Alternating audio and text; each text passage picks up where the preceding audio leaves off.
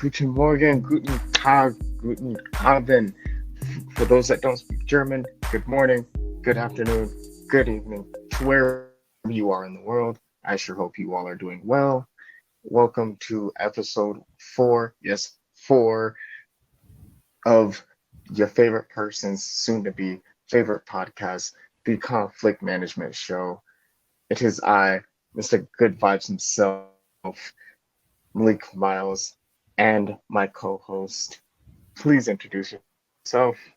The one and only needs only one name to be introduced. Edon, and we're coming at y'all with a preview of UFC 292, Sterling versus O'Malley, live from Boston. And it's we're gonna jump into it. We're gonna start at the top of the main card. We're gonna give you our picks. We're gonna preview the fights, what we think, and how we're feeling about it. Aljamain Sterling, the champ, at 135, taking on Sugar Sean O'Malley. Aljo, the fairly sized favorite. At the time that I took down the odds, it was minus 260 to Sugar Sean's plus 210. It's and looks like a lot of people, Vegas, most people I see anyway, leaning heavy on Aljo to get it done in another title defense and set that record. How do you feel about it? I think it's good. I think it could be a competitive fight. I do have Aljo winning. Aljamain Sterling, the current champ, I do have him winning. I think it could be like 50-50, 60-40, depending on how the fight turns out. I think if the fight stays on its feet, I think it's more competitive for Sean O'Malley.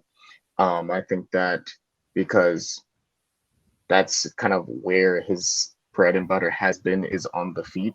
And we do know can strike. He is a wrestler naturally.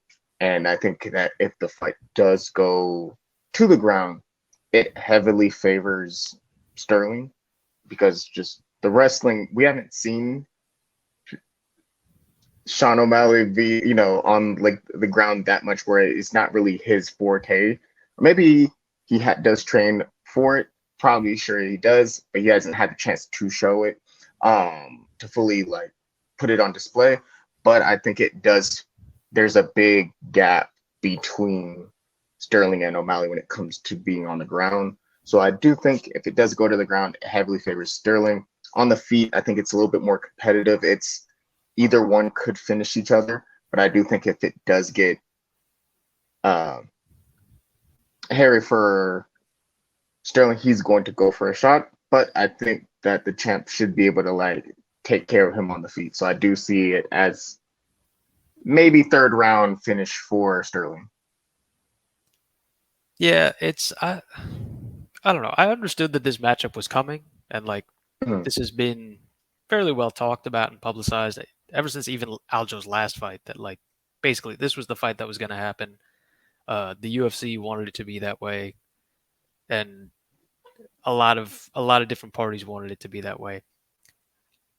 I don't know. I'm just not feeling the hype for it. I feel like part of a good build up to fight week is a belief that you're seeing two guys who are kind of evenly matched, or that you're going to see a spectacle that you're not used to seeing. I just don't have that feeling inside of me for this fight. It's goes without saying I'm going to watch it. Mhm. I'll I'll be excited for it when it happens, but the build up and the kind of anticipation of the matchup itself, I'm just not feeling it. I don't think that Sean's the best striker in the division, and I think he's facing the best grappler and the best all-around fighter in the division. So Oh, for sure.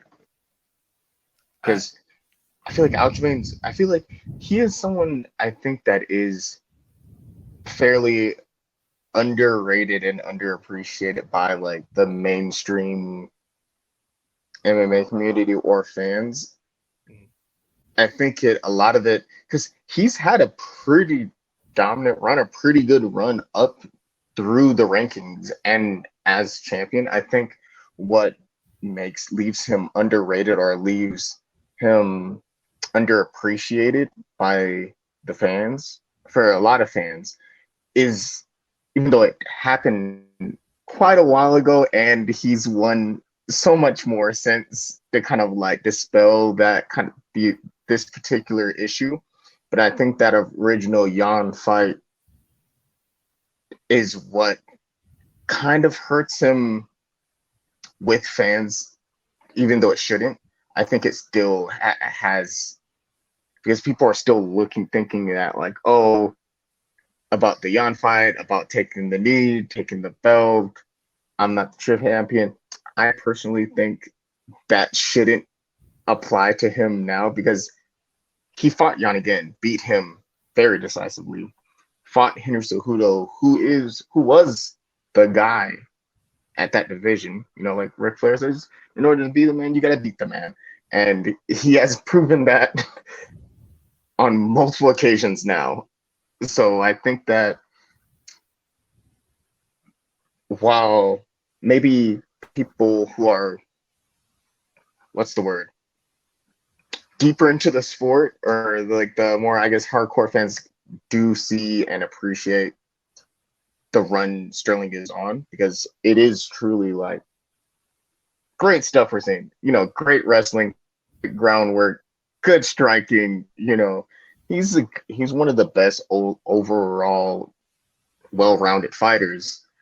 And while O'Malley does have good striking, and that's kind of been like what his like claim to fame and what's got him there, like the striking and the personality, it's who and like who he is what's gotten him over with fans. Well, I do think it's competitive on the feet because, you know, anything can happen in a fight. Everyone has a puncher's chance.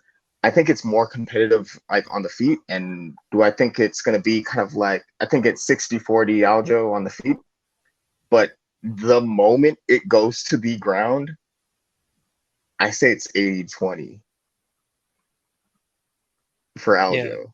And I think that you might see, because of that at least perceived disparity, we'll figure out if that's a real disparity once they get Mm-hmm. in there. If that disparity is as great as we think it is, I think we might see a very different Aljamain Sterling on Saturday night. I think he might go in there looking for a finish. And Mm-hmm. if that disparity is as great as we all kind of think it is, I think he might find it. I think he might play with him a little bit more just because it's the way that he's played the game in the past. It's he usually shows his opponents respect, and it's he doesn't want to take unnecessary risk. And I think with a win, he sees himself going up to 45, and that's sort of the mental sort of picturing and imaging that he's doing right now is okay, get this win, head up to 45, grow your name, challenge for that double champ status. And so I think I'll go with you that he'll get the sub. I think he might wait till the championship rounds. I think he might kind of play it out, see where it goes. It's I don't remember. Do you remember how many rounds that Jan versus Sean O'Malley fight was? Not off the top of my head, but if I do say I think it was 3 rounds, Let me see. but it could have been 5, but I think it was 3. It was 3. Okay. Okay, cool. I was right. But I think that's one of the things that we're gonna see going into the fourth and fifth rounds is how O'Malley's gas tank, his cardio, kind of fares in those championship rounds because Aljo has that championship experience. He's done it multiple times. He has been there on the bright lights, been there for title fights, been there for top opponents, been there for people who have the gas tank to go all those rounds, been there on the big stages, been there in front of the crowds, you know what I mean? Where this will be Sean's first title fight, first time in a 5 round fight, first time as a person who arguably will be better than him, in my opinion. Even though I like Sean O'Malley, I think he's been better than all of the people he's fought in so far. Like every time I saw, that's just my personal opinion. Other Yeah, than maybe Jan, I was gonna like say it's Cheeto Vera might take exception to that. yeah, that's fair. Because I would say,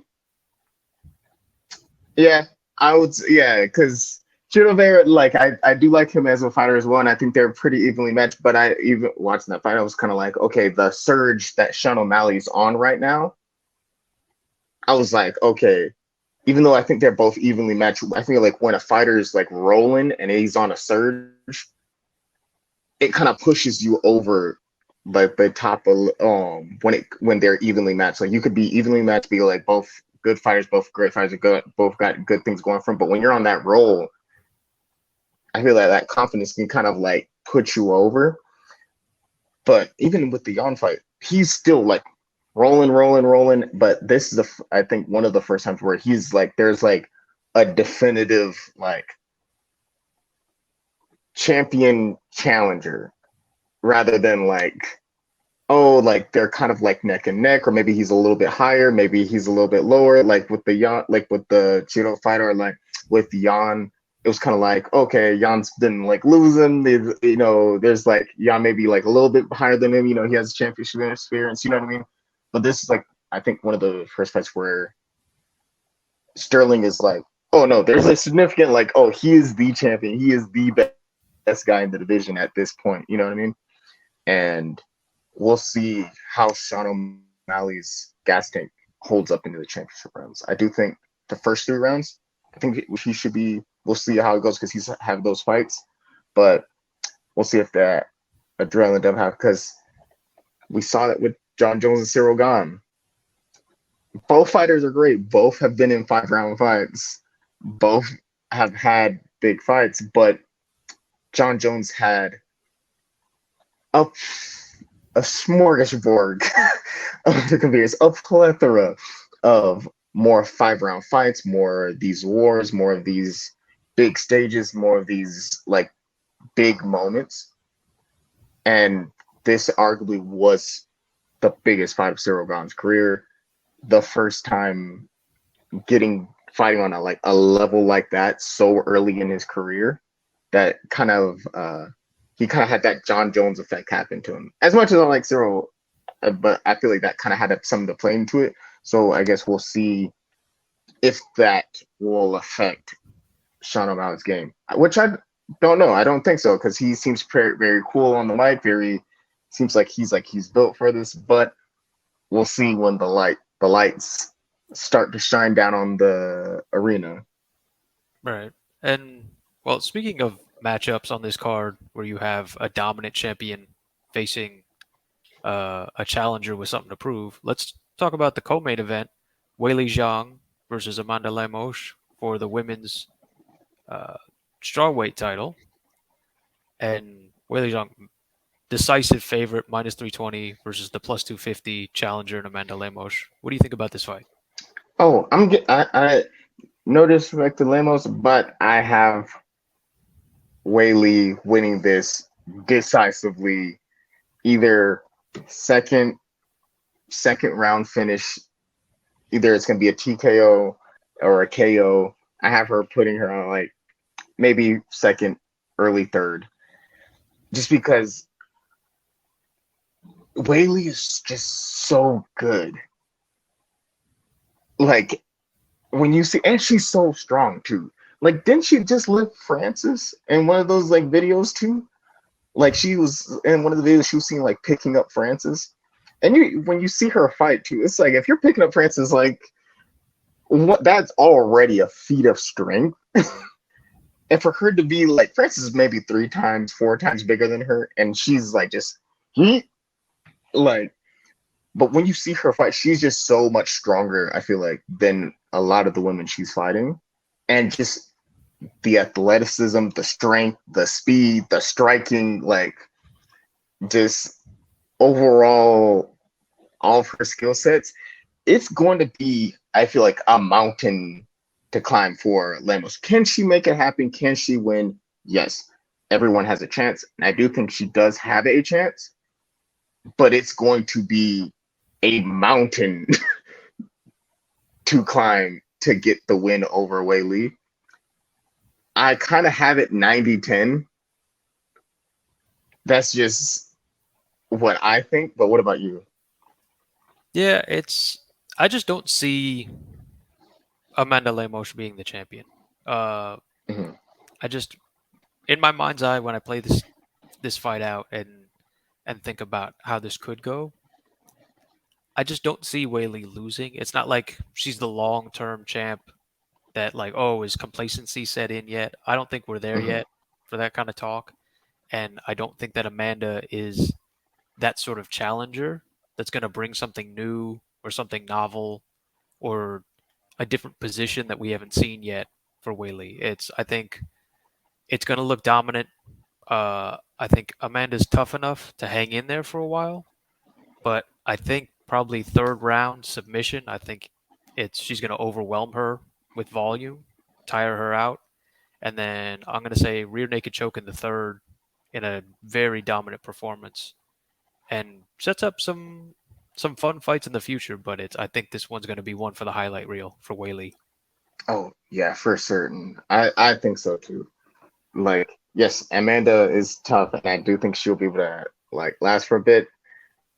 But Whaley, she got the title back again. She got that fire within her again. Once that fire is on like a roll, and yeah, you can say Amanda is too, but just I feel like once Whaley starts getting going, unless your name is Rose Namajunas, I don't really see her losing anytime soon.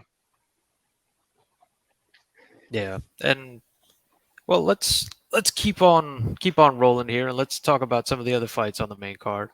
It's we have Neil Magny, number 11, versus Ian Machado Gary at 170. Uh, Ian Gary is a large favorite in this fight. Minus 490 was what I saw Mhm. to Neil Magny's plus 370. What do you think about this matchup? I also have this one for this one. I'm gonna choose Ian Gary. I have had him since the beginning of his UFC run. I felt it in my stomach. You already know I'm pretty good with the picks of choosing who's gonna be a future champion. Whether it was Juliana, whether it was Connor, whether it was Cyril getting to the interim, you know what I mean? But Machida getting the title, I think his name fits the future. I think he's going to be a future champion, and I think that this will be a big test for him because Neil Magny is not a pushover, but I think this will be a good test for him to see how far he can push himself. But I do see Ian Gary winning this again. I will say this: Neil Magny in his prime, I would pick to win this fight. I don't know how far Neil Magny is away from his prime right now. But at those type of odds, I am going to call my shot. I'm going to say Neil Magny turns it back as all fighters who have good high level performances in the past do. He has one more in him. And this is his one more. He is going to stop the hype train of Ian Gary because Ian Gary's been talking a lot of mess in the lead up to this fight week about how he's the star. And I don't see it. I see a good fighter. I don't see a great fighter. I don't see a superstar. I don't think anybody in Europe is waking up at 5 a.m. to see Ian Gary, respectfully. So I think it's Neil Magny gets on, takes off his old man belt and puts a whooping on Young Buck who's running his mouth. I got Neil Magny Hey, a big upset. okay. Well, I guess we'll see. I think the hype train coming through. Yes, it has been a bit of trash, but I do think as we see, yeah, Neil Magny put it through and kind of stop the hype train. I feel like if he does, it will like propel him upwards and maybe get him into that title contention. Because, but I think it's just me. I think this will be Ian's biggest fight, and I think it could be a fight for. It would be his biggest fight to like prove himself as he like tries to crack into that top 10. But Neil could do it. Like you said, he may have turned back the clock a little bit and be like, "Hey, I'm no gatekeeper for anybody. I'm not a stepping stone. I'm not a whatever words you want to use for it, adjectives you want to use for it." But I do think this will be just another highlight reel for Ian Gary. Like much of the what we have seen, much of the same we've seen from him.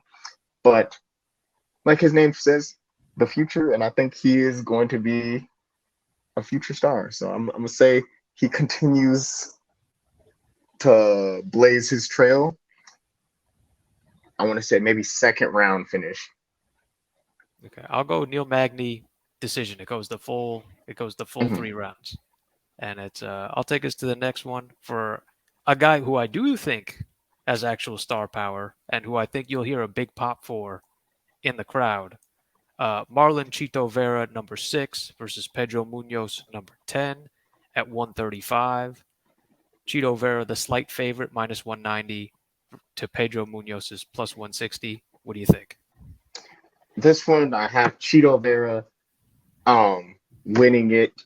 I think that yes, he does have star power. I do think he's gonna go far. I see him becoming a champion at some point. Uh, but I think that it could be, it's going to be a good fight.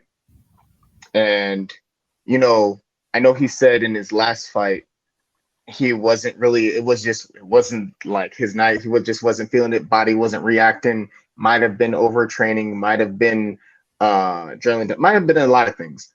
But if Cheeto shows up and puts on a show like he usually does, like in the past, I say we're gonna get a fun fight, a dominant performance, and he continues his ascent and potentially works his way up into fighting maybe the future winner.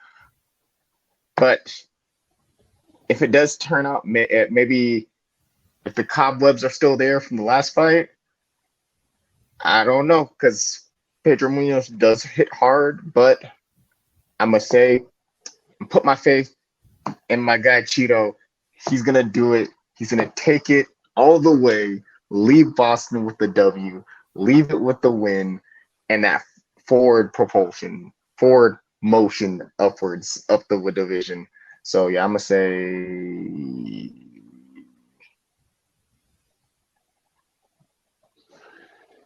say he gets the decision win. Okay. I almost It's said finish, but I changed my mind. What about you? okay. So I think that Pedro Munoz is a dog. I think Mm, that he is one of the toughest dudes in the division. I also think that he does like to kind of explode in to windows, and I think that he likes to come with a volume approach.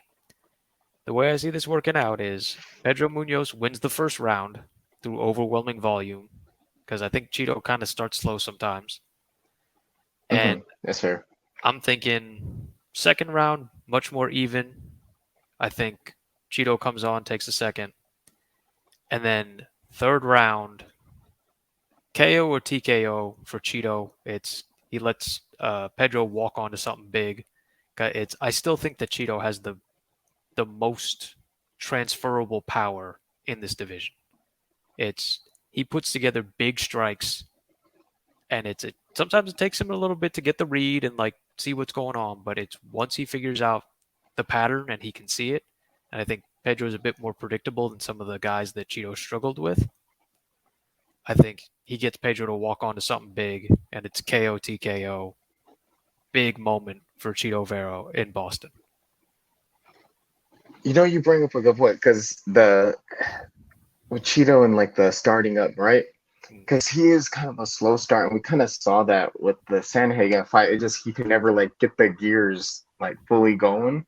And I think that if he can, if he's found a, I'm sure he's found a way to work around it. But if he can get himself going a little faster in this fight, like just in the first round, like maybe take some of your reads, get do what you do, do your feels, and then try to like get it going in the first, just to like shake the cobwebs of like, okay, last fight that wasn't me. It took a little too long to get it working up because I think during the end of the third, you started seeing him start putting things together, but it was kind of already too late in the fight by that time. So I think maybe if he comes through, hey, just to shake the cobwebs, get the move past the mental block. And I say he wins the first, just coming out there trying to like push the pace, gets maybe Pedro rallies back in the second, Cheeto comes back in the third, get the decision. That's what I'm gonna think. The last fight, the one I'm kind of looking forward to for I want to say maybe the most or second most is the return of Chris Weidman versus Brad Tavares, former middleweight champion, the guy who beat Anderson Silva back when I wanted to be the person. I was like, oh man, I want to become middleweight champion someday and be the guy that beats Anderson Silva, and saw Chris Weidman accomplish that feat because he beat Anderson Silva when Anderson Silva was that guy. Like he was the man with the plan. He was the middleweight division. And now coming back off injury, coming back after a while of being gone, I saw he, I saw he was kind of mad about being on the prelims, which is understandable. Your former champion, you want to be on the main card. My question is, if I think me personally, I wouldn't mind as long as I'm getting paid the same. If I'm still getting paid like co-main event, or I'm still getting paid like I'm on the main card. Whatever spot I'm on the card, I feel like wouldn't really matter to me as long as I'm getting paid, you know, like Yeah. main card money. But what do you think? I think Chris Weidman uh, shows up, shows out, and gets the win against Brad Tavares in a triumphant return. Yeah. So I understand his perspective. I think like to me on a pay-per-view card specifically, unless this is a retirement fight or something where like you want uh people that you know to be able to see this on ESPN without having to buy the pay-per-view. To me, I think you'd rather be like as close to the main event as you possibly can, just in terms of like status of like, hey, I belong up there with like the ranked big matchups that have big meaningful outcomes because I'm a former champion and that's the kind of like respect I deserve. So I completely understand his point with that, especially Mm. when there's two unranked guys who are fighting on the main card, which I I could understand the decision making from the UFC. It's just not personally how I think it should necessarily be handled. But it's the fight itself. I think it's super rough for Chris Weidman. I don't doubt the skills, but 2 years off for anybody, especially when you have like a bad injury like that, that's a lot. Chris isn't really like a young guy. Even if he wins this, is he going to win the title again? I wouldn't think so. So to me, who's who's the younger, hungrier guy? Who's the the betting favorite in the matchup? Who's the guy with the most to win? That's Brad Tavares. So it's I think I think Chris will put on a show for himself. I think he'll make it close. It's I still think, like I said, the skills aren't in question. Uh, so I'll take Brad Tavares by decision. Okay, I feel like that's fair. But also to your other point of like being wanting to be as close to the main event as possible. Yes, you want to be in, I can understand why he would be upset. You know, you're being, former champion, big deal. And you said you want to be close to the main event, closer to the fights that matter. But if I'm Chris Weidman, at least just for me, how I see things, you have nothing to prove. You are Chris Weidman. You know what I mean? Like a former champion, the guy who did the unthinkable back, like accomplished the unthinkable, beating Anderson Silva, getting the championship. You are like an amazing wrestler, big, like a champion that kind of like push middleweight forward. I feel like you don't really have anything to prove, and as long as you're getting paid your worth, I really don't. For me, I'd be like, hey, it's your first fight back in 2 years. You know what I mean? So I think that if you want to put on a big showing, I think you're going to get more people, maybe potentially watching like the prelims because you don't have to pay for the prelims. It's on TV. You're going to probably get more eyes on you. So if you have a big showing, people are going to see it and be like, "Oh man, I remember Chris Weidman from back in the day. Okay, let me go check him out wherever it is." And I think that the only thing that kind of concerns me about Chris Weidman going into the fight, because the ring rust, yes, I can definitely see how that would affect most people, right? And the injury, yes, though while those are two significant things that could bring concern, Chris is a veteran. He knows how to get back in shape. I'm pretty sure he's after fully recovering, doing some wrestling, whatever it may be, right? But I think the main thing that kind of concerns me is he said, if I remember correctly, he wants to throw a leg kick straight out of the gate as hard as he can, which kind of concerns me. After you just had an injury like that with the shin break, for your first move to be a leg kick as hard as you can just to get over the mental block. I understand getting over the mental block. You just want to make sure your leg is solid now. I totally get that. Here for it. But I don't know if it's the first move you want to do. And on top of that, like just full strength, just which I don't know. It makes me a little nervous, but we shall see. I think he's gonna be triumphant. Yes, Brad Tavares is the younger, hungrier fighter, but hey, we saw a run from Glover Teixeira as he got older, so I feel like this could be Chris Weidman's chance to like turn back the clock. Do I see him going for the championship and like winning at 185? That one's, I guess we'll cross that bridge when we get there. I don't see necessarily him winning the belt.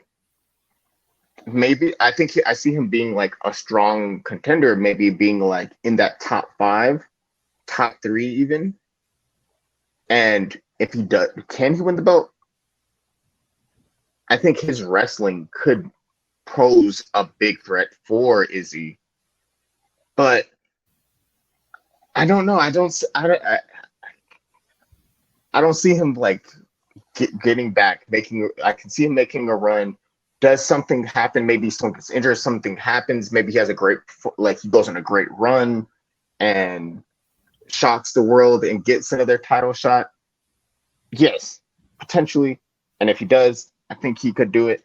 But I don't know. I don't know. But I guess we'll cross that bridge when we get there. Okay. Well, I got one more highlight on this card that Mhm. I want to shout out. It's not on the main card. It's not on the regular prelims. This is on the early prelims. This is for those of you who want to see a glimpse of the future. You have Andrea Lee, number 13 at 125, female flyweight, versus Natalia Silva, who has wins over the number 15. I think she has multiple wins over people who are ranked at the back in the division, but somehow is not ranked. I do not understand that logic of how the rankings work, but hey, I guess nobody really does. Uh, Natalia Silva is a massive betting favorite because Vegas has been watching the fights closely, like I have, and it's Natalia Silva is a future at least contender, perhaps champion at flyweight. I, you know what? Let me redo that. You already know who I'm picking.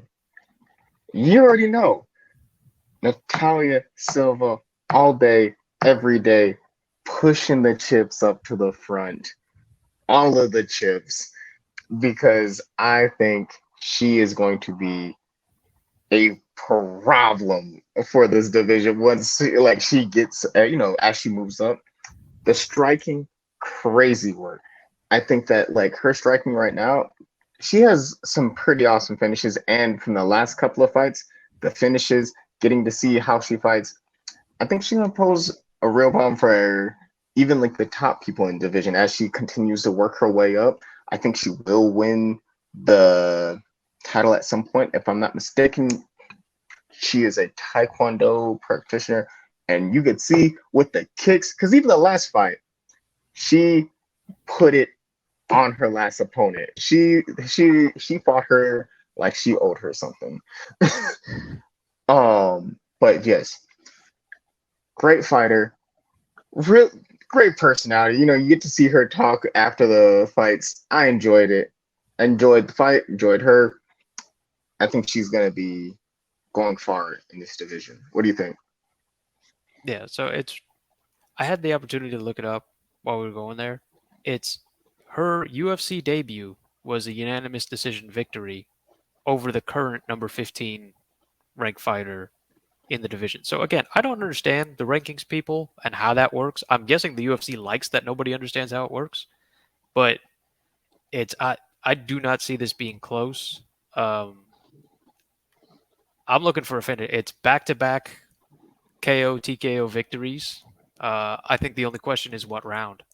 Uh, I'll call the Shit, second. that's because she hit that spinning back kick on, I forgot what her name was, and that was, I think that was the first fight of hers I saw, and I thought that was crazy to see.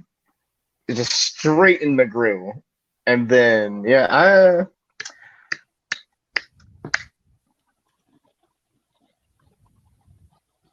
I want to say first round, but I don't know if that's overly ambitious.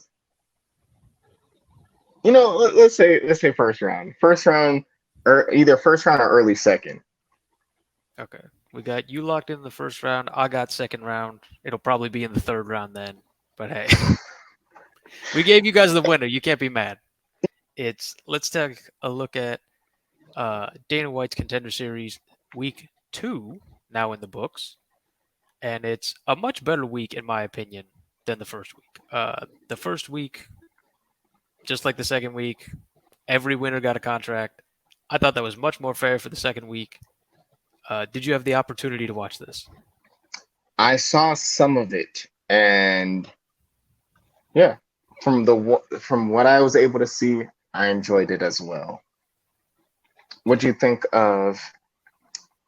I do not know how to pronounce his first fighter's name, so I'm gonna take Okay, a. So I I'll apologize in advance if I butcher this, unless you would want to go ahead and do it. yeah, I'll jump in and save you on this one. I appreciate you. I think it's Charlampos Gregorio. It's 135 pounds, bantamweight, out of the Serra-Longo gym, training partner of Rob Dvalishvili and Aljamain Sterling, the champ. Uh, Opens up with a quick 1 minute first round knockout. Uh, did you get to see that minute that it lasted? I believe I saw the highlight to this one, which was impressive. I liked it. I liked it. I liked it. And then also again hitting the pronunciations like John Anik or Bruce Buffer, just right on the point, right on the money. Well, the pros did the hard part, and I get to steal off their hard work. So I like that. Speaking of some hard work, it's I don't know. This fight was almost too fast for me. I feel like I didn't learn anything about the guy. Like it, if if somebody asked me, "Oh, what's his style?" or like, "How does he?" I feel like the only thing I learned about him is he has knockout power. It's I didn't feel like the resistance that you normally kind of get in these fights, where you get to learn like, "Oh, this guy's like specifically this type of style." It felt like, I mean, 1 minute, I can't really learn much off of that. He didn't do any like outlandish like jumping off the cage kick or something. It Mm. was kind of good standard striking to a high level with power. So yeah, it's definitely a guy who that type of performance you see on the Contender Series, you say, all right, that wasn't enough of a challenge for you. Let's get you in the UFC and see what you can do. If someone asks you, you know what you can say? Because I think yes, I do. Well, I do agree. Maybe a minute is too fast, but for your first fight, you're trying to make a point. You're trying to make a splash. You're trying to make an impact. This is like a real life interview. You're trying to make a great impression, and I don't know how you do that other better than like a first round within the first minute knockout. That is, you coming in to the interview in a three-piece suit and a briefcase. You got your documents together. Because if someone asks you, hey, what's the fight style? You could say explosive finisher. Boom. You're like, hey, this guy has the knockout power. He can throw hands. He's there to put on a show and shut out the lights. See, I got you. See, this is what I do. This is why I'm here. I do this for you, my friend. Okay, that about sums up the first one. It's the second standout for me was Eduardo Moura at 115. It's she fights out of Jalton Almeida's camp. He was there in attendance. Comes out fast with the first round submission. She's undefeated, 9 wins, 8 finishes at 115 is insane. Showcased some really dominant grappling and really like sophisticated stuff too. You could tell she's definitely very comfortable on the ground, very learned. Uh, didn't force anything. Waited until the submission presented itself, and yeah, it's Dana on the his interview where he announces the contracts. He said she's ready now for like legit ranked opponents at 115, and I completely agree. It's that type of style at 115 where you have 9 wins and 8 finishes. It's that says ramp up the competition now. Let's see how high this prospect can go, man. I didn't get to see this one, but I expect nothing less from someone from the same camp as like Jelton Almeida. Like he, future superstar, great wrestling, dominant grappling, and I would thinking, them being from the same camp would have the same kind of like dominant grappling kind of like style, having the same like really good wrestling, really good grappling. So glad to see she did well. Always, and I'm kind of curious to see her next fight since I didn't get to catch this one. Then Yeah, it'll definitely be something I highlight. It's when we do a preview for whenever she fights next, because it's big performance that was super promising. Speaking of another big performance that's super promising, Ebo Aslan, 205, Alexander Rocket's training partner, first round knockout, jumps over the cage, gets a hug from his dad, super cool moment. And I don't know if he's the first Turkish fighter in UFC history or if he's the only one who's currently Turkish in the UFC, but out there representing his country, being the only guy right now, and it's big finisher, 100% finish rate in his career for his victories, big for the weight class, accomplished striker, a lot of boxes ticked. Dana White loves a 205er who can finish. yeah, I think he will be good for light heavyweight because I feel like light heavyweight's one of those divisions right now that used to be the like the division, back when like it was like the danger zone division, back when it had like Machida and Rashad Evans, Forrest Griffin, Chuck Liddell, John Jones, DC, you know what I mean? Like, but now I feel like 205, there is good talent there, but it's kind of like a snake bitten division where whether it's injuries or losses, um, Yuri's still out on shoulder injury. Great fighter, still out. Jamal Hill, great. Great fighter, good fighter. He's great too. Still injury with the Achilles. Rakic still out on injury. Um, who else I'm missing? Because I feel like there's two more people who are out on injury right now too. Rakic Um, is apparently available, but mhm. yeah, he's missed like a long time out injured. Um, let's see who else. Jamal Hill, Yuri Prohashka. Um, Rakic is coming off a long layoff. And then there's like two people who just came off of a loss. I mean, Johnny Walker had a win recently. Anthony Smith, great person, great fighter. I enjoy like his commentary and enjoy his fights. But coming off a loss, hopefully he can rebound in his next fight that's coming up, get the win. I have him winning. I would like for him, as a fan, I would like to see him win. If he can get back into the winning column, if he does, that puts him, Johnny Walker. So I think having Evo in there would add some excitement to the light heavyweight division and much needed like people who can like fight.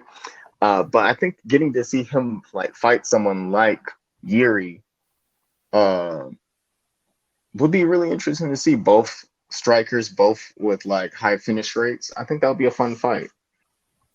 Yeah, hopefully Evo can work his way up there. But in the Mhm. meantime, we shared a lot of positives. My only sort of critique of this week, if I could, is we saw a lot of MMA talent. We didn't see a whole lot of like entertainment X factor this week. I thought maybe it was just the storyline that was given to him. I thought Tom Nolan had a lot of X factor in week one with not only his big performance, but the way that he handled himself on the microphone. This week, I didn't really see I didn't see somebody who could come up and take the man. I didn't see a superstar that's ready yet. I mean, maybe some of the talents and the performers in the octagon can come and add those skill sets later. But I didn't see somebody who's ready to light it up on a microphone in front of an arena yet. So that's my only little tiny critique of this week. But otherwise, a very fun week too. Keeping with the past review theme, it's let's talk about a guy who I think might be adding some of those entertainment and on the mic skills. Let's talk about Khalil Roundtree Jr., number 13 at light heavyweight versus Chris Daukaus. Comes out in the first round, big knockout punch, impressive, powerful striking, and then he hops on a microphone and calls for someone ranked ahead of him. He'd been fighting back in this fight in the past couple, I think, uh, and he called for a main event, which he didn't have a name specifically. And initially, when he made that call, I thought like, maybe that's not the right thing to do because it's typically not how it works. You don't call for a main event. There has to be a reason why you're the main event. You have to build a story or something as to why you're on top of the card and you're going to fight this guy in particular, and you got to do the part of the business where you sell the fight. But after the rankings got updated, not so crazy now to think that he could be, either on top of a regional fight night at like a smaller arena or headlining of an Apex card because he's up at number 11 now. And there's a lot more guys who have like a name or some sort of interesting component to how they fit in the division that he could be fighting moving forward. So, what'd you make of his performance? I thought Khalil Roundtree looked great. Yeah, for sure. And I was looking at the rankings and like who he could fight, and I had two suggestions. I wanted to get your thoughts on them. So technically, Mhm. this would be fighting someone behind him, but it wasn't someone who was ranked behind him before his last performance. At number 13, there's Dominic Reyes. Or if you want to give him a big leap to someone who is ahead of him, who is reportedly available to book a fight, how about number 5, Alexander Rakic? Mm. Both fights sound good and I would like to see both fights.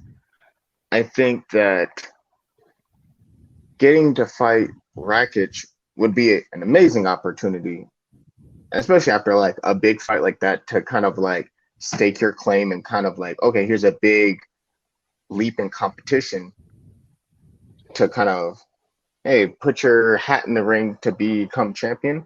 Uh, will the Dominic Reyes fight be good too? If Yeah, of course, I think that'll be a fun fight to watch.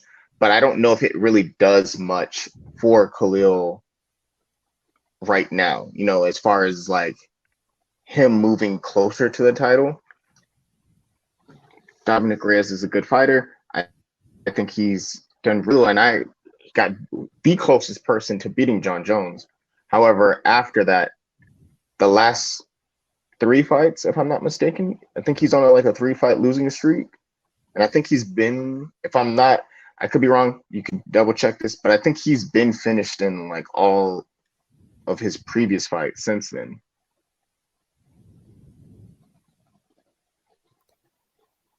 Yes, that is correct. After So, the John Jones loss, it was Blachowicz, Prohashka, and then Ryan Spann. All of them knockouts. None of them made it further than the second round. so would I like to see the fight? Yes, I do think it would be an interesting like stylistic fight, but I don't think it does much for Roundtree at this point to take on that fight because it's like if he beats Dominic Reyes, let's say in the same fashion, let's say he comes out there and he's not like uh, in his own head, he's just like boom, I'm gonna go through and not underestimate. I think he can win, and if he does, then that's great, right? He beats another person.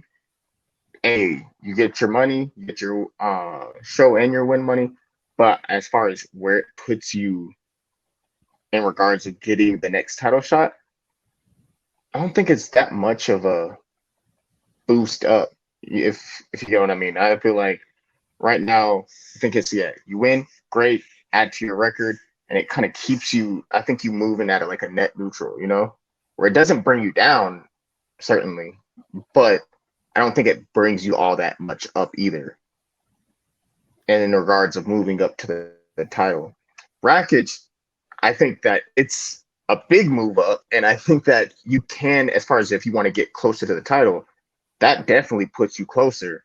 But it is a big step up in competition, and I think again might be a mistake, but I think that in the past when he's been in fights that didn't look like it was going his way, or it looked like it was kind of like getting kind of like on the harder side, you kind of see him get in his own head. And I think if as long as he could combat that and put on a performance like he did like against Chris Dawkins, oh, we're looking at like a potential title challenger if he could just like overcome that like not that the mental aspect of it. If he does, bro, I feel like we'll see more performances like we did against like the one against Dawkins. Um, and if he doesn't win, then I feel like it doesn't hurt the rankings because that's like a big jump. Hey, if he doesn't win, I think it doesn't hurt his stock too much. He can still maybe after that still take the Reyes fight, um, get into the win column, or maybe take another fight.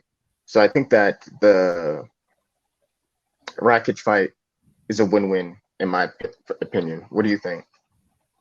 Yeah, I'd like to see it, but it's the reality of like who's available and who's not injured and who's like who the promotion kind of wants to stack him up with. I'd like to see the Rockets fight just because I'd like to see Rockets fight anybody if I'm honest. It's been a while and I really enjoy watching him fight. So if Khalil could get that opportunity, I'd be all for it. And speaking of another guy who had what looks like maybe a mental mind shift last weekend, Martin Budai versus Josh Parisian at heavyweight. Martin Budai, who was coming off of a lot of decision victories in a row, uh, gets his first. finish in the UFC. First round Kimura submission, undefeated in the UFC, but not lighting anything on fire, not really making a name for himself in the past. Now has the second longest active win streak in the division. So it's in this. He came out fast paced, big output. He looked big and strong for the weight class, uh, and really just looked like a different guy. I mean, was using all his gifts when really in the past he's been very kind of conservative and not been super pressed about going to decision. It's a big mindset shift, and then it's he almost fumbled the bag. He didn't have a call out, but DC being a really good dude helping him out there, jumped in and asked him, "Hey, would you like to fight somebody who's ranked?" And he eventually like got around to, "Yeah, I guess so. That'd be cool." So it's a nice guy DC getting him a good call out on there, and yeah, maybe somebody who's coming up in the heavyweight division. Yeah, I'm looking forward to it because I do think, especially when you see like big first round finishes in submission for heavyweights, I was like, that's always fun to see. Uh, Looking forward to it. Looking forward to seeing more about him. What did you think? On to the next one. What do you think that about this one?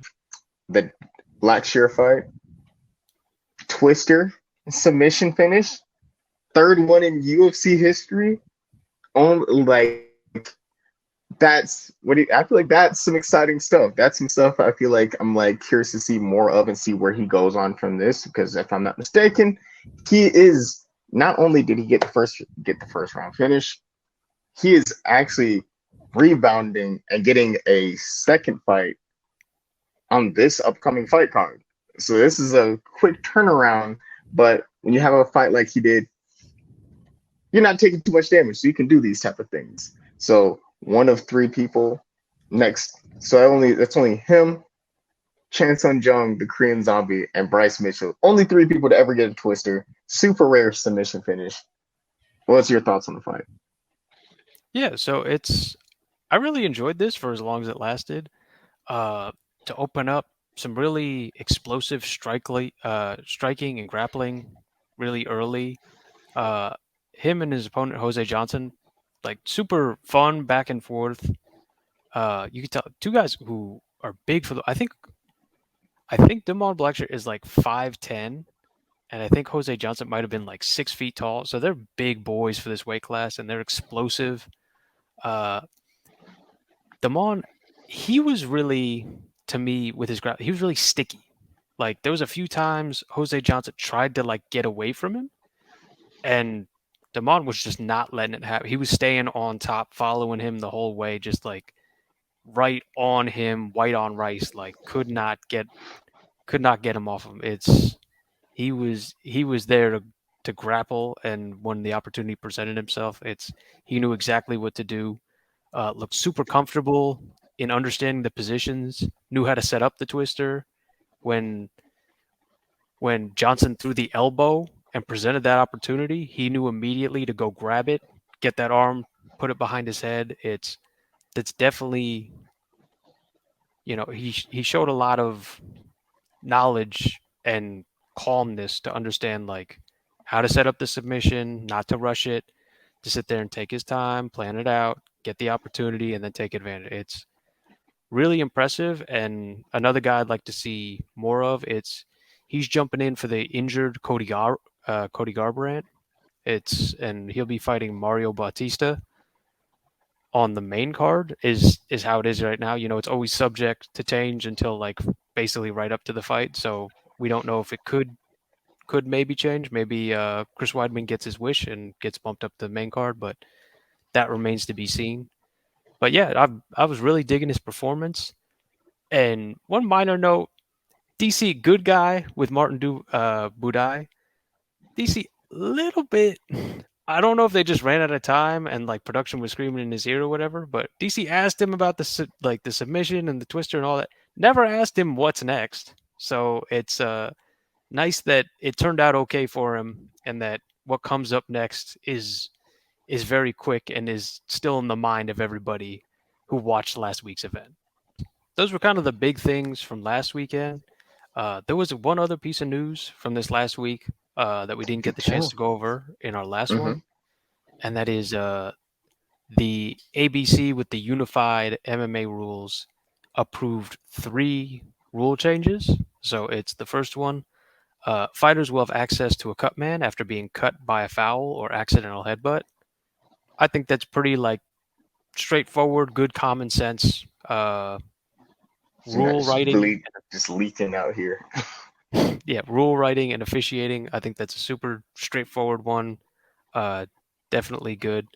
Another good one that, in my opinion, they added is fighters will have more time to recover from eye pokes before being examined by a doctor. So basically, the way it'll work is after an eye poke, if it's a serious one, uh, the fighter will have access to like a cold compress uh, from the cut man, and basically the doctor will ask about the vision just before the fight would be set to resume. So they're not going to come in and immediately go like, "Can you see? Can you not see?" and then stop the fight. Basically, it's to give the fighter more opportunity to heal all the way up, take full advantage of the 5 minutes, and then we'll see if you have like your faculties about you, if you can see. And hopefully What this is something that fighters will take more advantage of and like give themselves an opportunity to recover. which I like because I feel that with fights like in like prior to this ruling, I feel like often you'll see a like an eye poke happening, doctor like the medic doctor will come in and like 5 seconds and be like, "Oh, can you see? Can you not see?" It's just like, "Hey, can you give me a second? I just got my eyes are all watery. I'm crying out here. My eyes hurt. I still can barely even see. Like they ask you like straight in as soon as you get by, like, hey, try open your eyes. Can you see? Can you see? Can you see? Yeah, no, yeah, no. And then you're just like, let me try to get my documents together. Let me try to get my eyes straight. But I do think that like giving them that time to kind of like take that 5 minutes, take that time and see if you can see or not. And then after that 5 minutes, having the doctor come in and be like, "You good? Can you see?" Or if you still can't see at the end of the 5 minutes, just like the doctor checking then and being like, either no, yeah. I think yeah, giving them that time to kind of like get everything situated, I think would be good. Yeah, and that'll bring us to the final rule change. And this one I think will end up being the more kind of controversial one and the one that gets discussed the most depending on how it's implemented. And so the final one is about separating stalling fighters. And these are going to be, I got 2 quotes from the language itself of the rule passing. So the referee shall either stand up or break the fighters when neither is either able to or fails to demonstrate real, significant, and or sustained effort to advance towards finishing the fight by any method. Simply maintaining what may be perceived as a superior position will not be considered effort to advance towards finishing the fight, nor grounds for a guaranteed opportunity to maintain that position. And the quote about why they passed this rule is, quote, reducing the opportunity for fighters to use passivity in the pursuit of victory strategy, end quote. Cue the music. Let's thank you guys all. Thank you all. You can tell it's late. Thank you all for watching this far. If you're enjoying this, like, subscribe, share, leave us 5-star reviews. We would greatly appreciate it. Until next time, we shall see y'all. Peace.